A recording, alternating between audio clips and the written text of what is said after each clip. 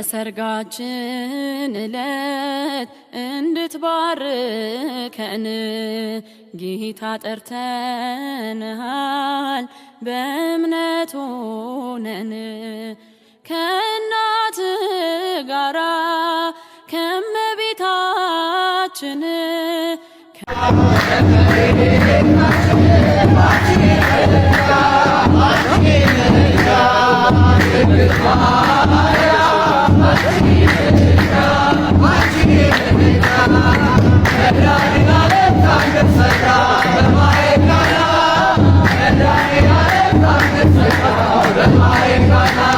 አሳላፊዎቹ